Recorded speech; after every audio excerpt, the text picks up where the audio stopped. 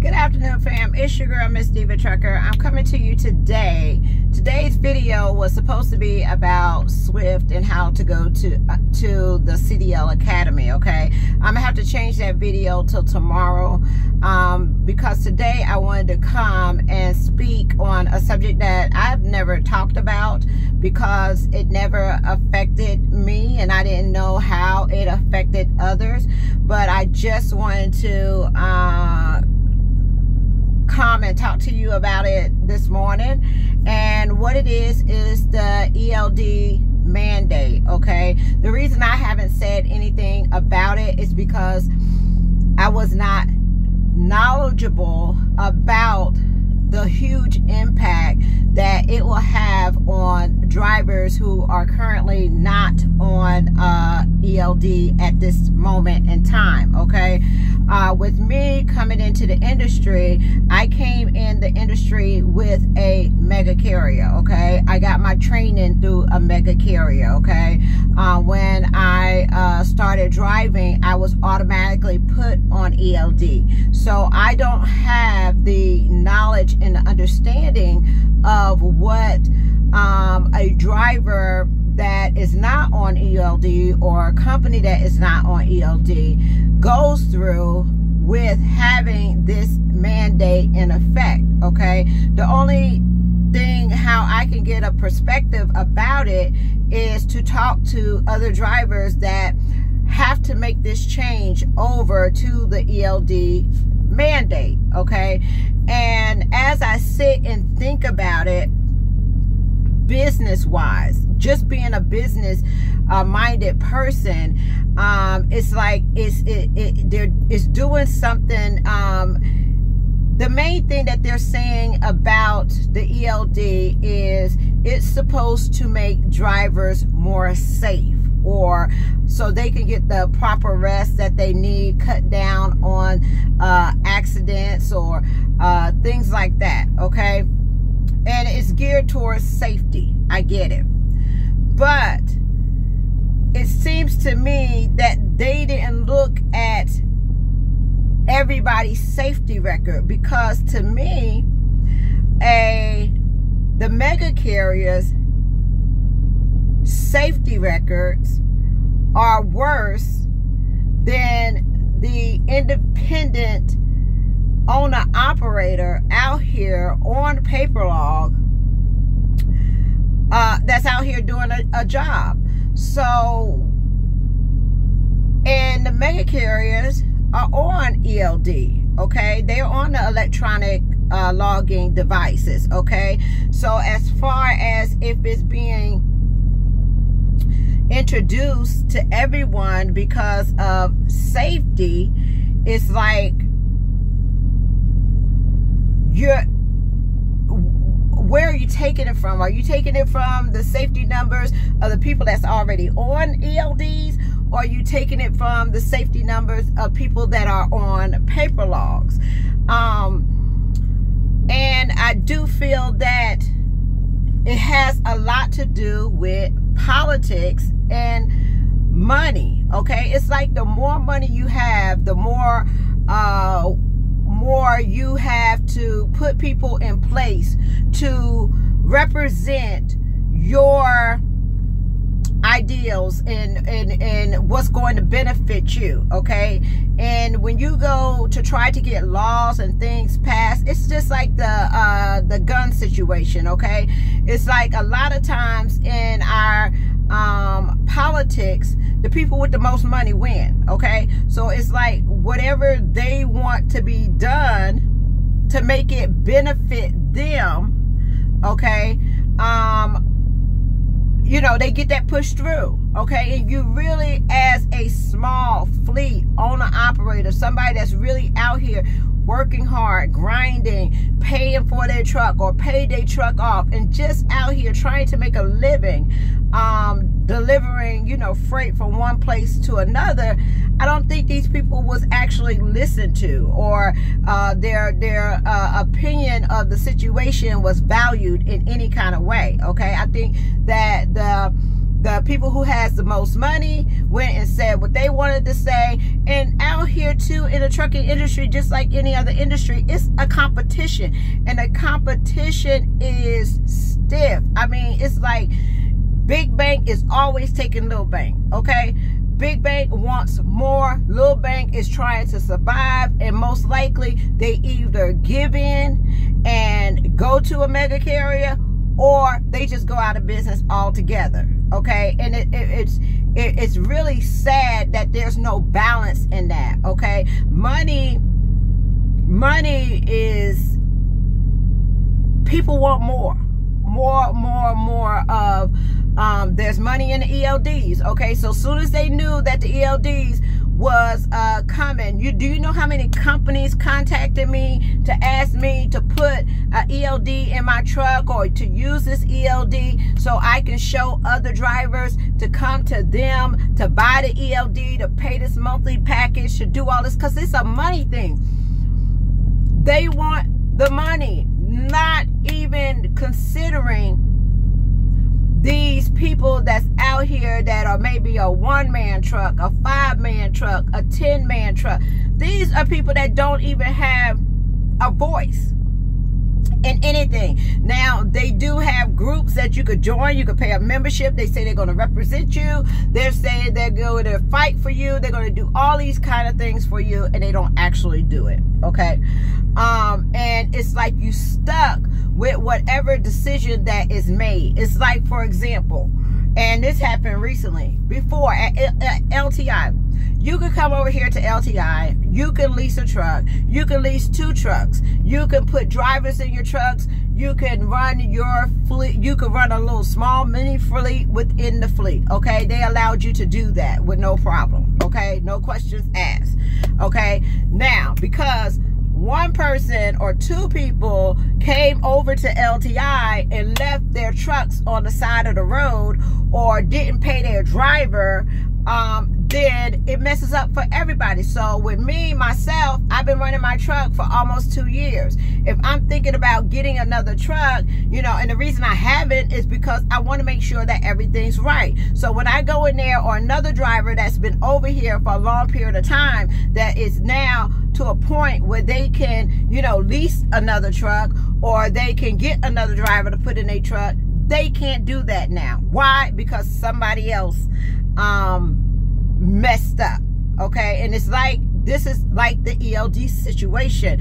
It's like you're not taking a particular drivers that are not on ELDs, comparing them to the ones that are on ELDs, and see, is it really a difference in the safety rate? Another thing that I was thinking about is that with a mega carrier and being on ELD, okay, which is, a lot of y'all may, if y'all watching this and y'all not in trucking, ELD is an electronic device, okay? It monitors us from when we could drive. We have what is called a 11, 14, and 70-hour clock. We could only work 70 hours in 1 week. Well, in 8 days. We can only be on duty for 14 hours, and we can only drive for 11, okay? But what messes it up is that if we're stopped at a shipper or a receiver, maybe I'm at the truck stop right now, okay, and I drive 100 miles to go pick up my load, okay, and I sit down there. I just had a nice long 10-hour break.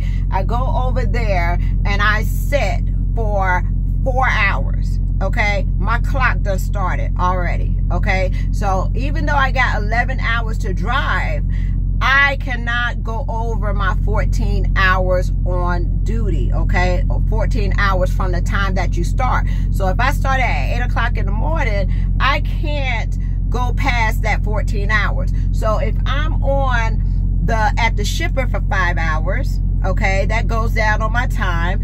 If I am stuck in traffic, or is there accident on the road, that goes down in time. If I get to the receiver, I can't drop my load. I have to wait another couple of hours. That goes away from your clock, from your time, okay? And at the end of the day, when you think you could have been running 11 hours getting paid, you actually maybe only ran 5 hours for that day, and you get paid for those 5 hours. Now, people look at it as far as they will be losing money. It will make people run differently. When I talk to people that's on paper law, they don't run the same like that, okay? And I don't want to speak on how paper law people run, but it's just that if they run out of hours, okay, and they're a small fleet, a small company, or whatever the case may be, they don't have another truck that can come and get that load, rescue that load, and continue on with the day, okay? That's where it's going to be the big difference. Companies, shippers are not going to want to use smaller companies that can't get that load there on time, okay? Or pick it up on time, okay? You're going to hear a lot of, well, I don't have the hours to run it, or I don't have the hour, I have to shut down because I was over here for a certain period of time, okay? Now, with a large company such as KLLM, Swift, CR England, Prime, all these companies, they have a lot of trucks. Some of them are merged together where they can go pick up a different trailer. It doesn't matter. But when you have a owner-operator out here that only has 1 truck, 5 trucks, maybe 10 trucks, they're not in the same location where they could just pick up that load and continue to run with it. So I see the changes that small companies are going to have to make is that they're going to start hiring and requiring more team drivers, okay? They're going to start putting 2 people in a truck to save their business, okay? I do, as a recruiter, I'm going to start seeing people calling me, getting on companies that have the trucks, okay? So they could keep moving. But yeah, as a big company, if I say, you know, hey, I'm not going to be able to make that load, I'm out of hours, I'm over here in Wisconsin, okay? If I'm at Swift, I'm at CR England, they have a driver somewhere close that may come and get that load, or to reschedule. So if you're late and you're rescheduling as a small owner operator on your loads, it could cost your business because you're running out of time. You're not able to get there on time. These people don't care when you're at the shipper or the receiver about your 11, 14, and 70-hour clock. They don't care about that, okay? They care about getting their product when they need their product on time. Sometimes if you do not make it to a particular location where they're needing a certain product, you could shut their whole operation down. Okay, so they are least likely going to take a chance on a 1-man truck, a 5-man truck, a 10-man truck, because it may be a possibility that they can't get their product to where it needs to go when they want it to be there. Okay, that's where the mega carrier comes in. Mega carriers can do that, okay, because they got so many trucks. So they kind of level the playing field with the shippers to make the shippers come to them, because they can name the price of what they will move it at, because they can almost guarantee that they can get that product there at a particular time, and they have somebody to recover it. The shippers and receivers are not going to care about the 1-person operation, the 3-person operation, the 5-person operation that they call and they say, my driver is not able to be able to deliver this load because they ran out of hours. Okay, how long do you think before that shipper is just going to drop that fleet? Okay, I talked to a lot of owner operators out here, and that have given up their authority, okay, that was once in business, that ran 5 trucks, that ran 10 trucks, that ran, you know, a fleet of trucks, okay? They are out here. You don't see a lot of them talk about it, okay? You don't see a lot of them talk about how they had their authority, what they did with the authority, what caused them to go out of business. Okay, we always see about, you know, people getting their authority, getting their trucks and things like that, but we don't see a lot of the other side of it when you come to that plateau and something happens where it's either you're going to have to turn these trucks back in, the fuel has got too much, you're not able to keep up with the maintenance of these trucks, you're not getting the load pay to cover your costs, okay, to run these trucks and your drivers, and you have no choice if you want to keep going but to sign on or lease on to a mega carrier. Okay, it is hard as a small fleet operation, okay, to break in a industry that is so crowded with big companies, okay? And even if you're not a big major company, the major companies are taking the smaller companies. Look at these mergers that are going together. Look at these companies that are taking over each other, okay? So it's not easy at all. And when you don't have people in place to fight for you and make these changes just so you can survive out here as a small business owner, it's hard. It's really hard. It's really, really hard. And now, because of this mandate on December the 18th, and my question this morning to my Facebook group, or to one of the groups, was, I was like, okay, how is this going to affect the livestock? Okay, because I have never seen a livestock truck, and livestock is trucks that carry animals like cows, bulls, chickens, pigs, any kind of animal, okay, that has to be delivered, because they get paid by the weight, okay? And if the longer that the animals and stuff is on that truck, they lose weight, you know, for being in that closed environment. They can't have that. I've never seen one of those trucks like at a truck stop for 10 hours. Could you imagine if the livestock trucks had to shut down at a truck stop somewhere for a 10-hour break with cows on it? Okay, it would be crazy. So right now, I know that they are exempt. Some people are exempt as far as right now. But is it going to get to that type of situation?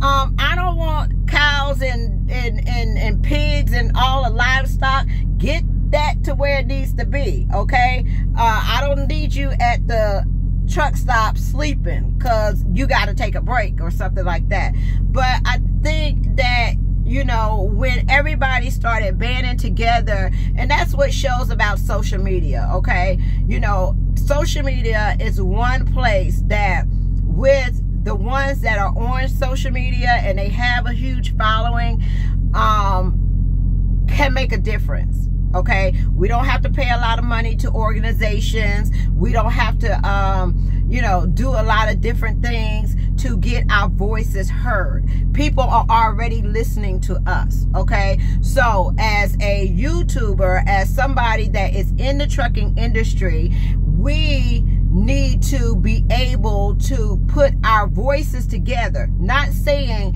that we need to be getting along, hanging out, having kumbaya, everybody's happy, go lucky, we just all right. But for example, if you can get everybody in trucking that is on the social media such as YouTube, doing videos, things like that, make your voice heard for a purpose. But those people that cannot or don't or do not do this, that they affect, because we're in the same industry and somebody has to speak up. Somebody has to say something. And what is the saying with about the fist? Like with one finger you can't do nothing, but if all those fingers got together and made a fist, you can make a powerful punch. Okay, so because it's a lot of us. If we did our numbers as far as everybody on YouTube, and we got together once a year, maybe at the convention center, or maybe at the truck show, or whatever we meet up, instead of, you know, us just doing videos and promotions and social stuff and this, that, and the other, and whatever the case may be, can come together. Because that would be, if you put all the social media people or YouTube truckers in a forum to sit and discuss about the issues that are happening in the industry, and everybody just hits it at one time, that's over 500,000 subscribers that a person has. So people will start listening to these smaller companies, because that's the only way, as a small fleet operation, you're going to get your voice heard.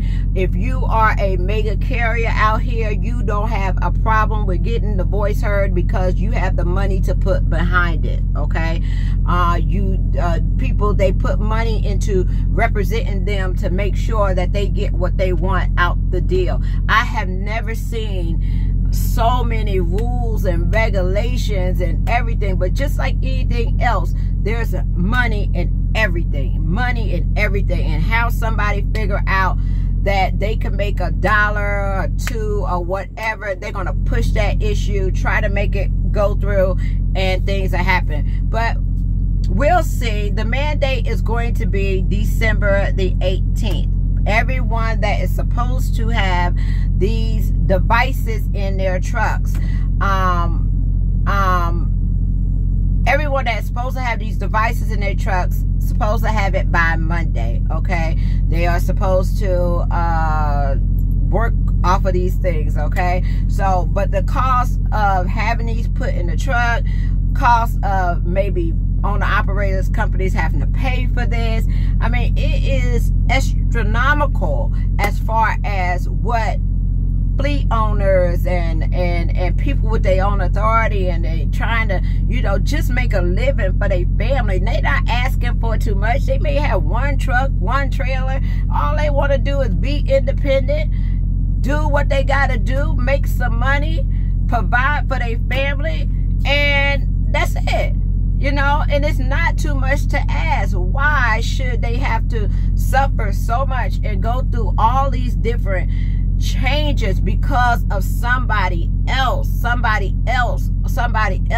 A lot of times when you see these people that got their own authority or they got their own fleet, it took a long time for them to do that. Okay, so they have that experience under them, they have the safety record under them. Okay, they've been safe out here, because if you're an owner operator, you cannot be safe out here. If you're an owner operator under your own authority, you got to be on your P's and Q's. Okay, so you can't just be out here having all kinds of incidents and all that kind of stuff. And then they don't want to get in an incident. They are more careful than anybody else, because if you wreck their truck or somebody hit them or whatever, they just can't, they can't ride up to the terminal and get that truck fixed or jump into another truck. Okay, it takes time. They may be out of work for 3 weeks, a month, or whatever time it takes to get that truck fixed, and that could be a make or break for a owner operator if you're not well prepared. And sometimes you can be well prepared as far as starting your own business. You can go in there with the right intentions. You can go in there with a decent amount of money and still go out of business. Okay, because you cannot plan for the unexpected all the time. Okay, so it just touched my heart this morning, because you hear all these stories and things, and now it's like you can't do anything about it now because it's in effect. Okay, you're gonna have to go by this, you're gonna have to install it, you're gonna have to do these things. There are going to be some changes. How people that are on paper logs are going to adapt, I don't know. I wish I knew. I don't know. But I know that it is a lot of fear of losing money, losing revenue, and people are barely surviving out here anyway, okay? And it's like, you want the American dream. You want to be able to be independent. You want to be able to run your own business. You know, you just want a small piece of the pie. And you got to fight every day to get that small little piece of the pie. And it's hard. It's hard. Some people make it. A lot of those don't. Okay? But yeah, this video, I'm sorry, how long is it? Oh, let me get my glass. 25 minutes. Oh my God. But yeah, y'all, I'm on this little rant this morning because it's just like I'm getting story after story and talking to people, and it's like I'm getting a better understanding. And at first, I'm gonna be honest with you, I didn't care. It didn't affect me. If things don't affect me, why should I care about it? Okay? But it does affect me, because I may want to be able to, you know, run my own truck or have my own authority. And these small changes that is happening right now is going to be bigger changes. And I don't need to have the attitude that just because a change is happening in this industry that I sit back and I don't say anything because it doesn't affect me. Okay? Everything in this industry should affect you one way or the other. Okay? And that's what it is. So y'all, I am on my protein shake, eating my peanuts and my cherries, okay? Because I am serious about losing this weight while I'm sweating, because I got on this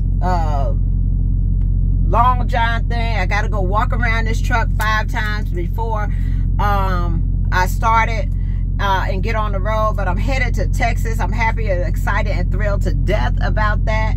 But other than that, y'all, I mean, I need to look at some things as far as getting more involved than just being on YouTube and what my platform is about, okay?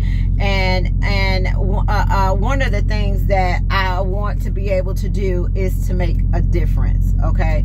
And to be able to change some things, and a lot of times you can't do that by yourself.